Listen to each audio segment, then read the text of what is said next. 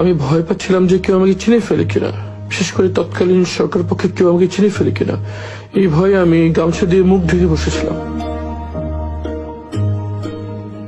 অনেকক্ষণ বসে থাকার পর যখন দেখলাম এক এক ওখানকার স্টাফরা আসছে, তখন আমি যে গার্ডের সাথে কথা বলার চেষ্টা করলাম। তখন গার্ডরা আমাকে চিনতে পারে নাই, এই জন্য আমি ঢুকতে পারিনি।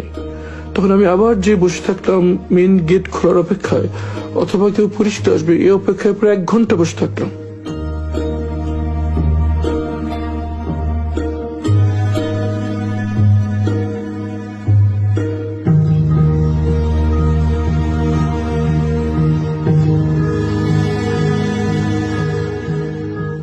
এক ঘন্টার মধ্যে আমি বসে থাকলাম, কিন্তু পরিচিত কাউকেই পেলাম না।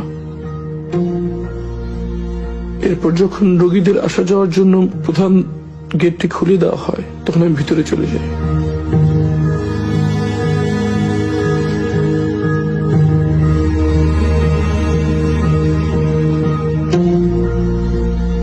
মনের ভিতরে প্রচন্ড আশঙ্কা কাজ করছিল। আমার পরিবার কোথায় আছে, কিভাবে আছে, তারা কি জীবিত আছে? মনের ভিতরে ঝড় বয়ে যাচ্ছিল।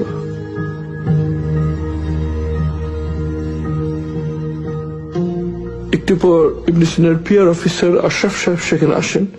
উনি আমাকে ওনার রুমে নিয়ে যান, যদিও তিনি আমাকে তখন চিনতে পারেন নাই। আমি ওনার কাছে স্মার্টফোনটা নিয়েই আমি গুগলে যাই এবং আমার নাম সার্চ দিই। সার্চ দেওয়ার সাথে সাথে এই ছবিটা স্ক্রিনে ভেসে ওঠে। তখন আমি ঠিক আমার চেহারা কাছে ভেবে নেই, আমাকে দেখা যায় ওনাকে চিনেন কিনা।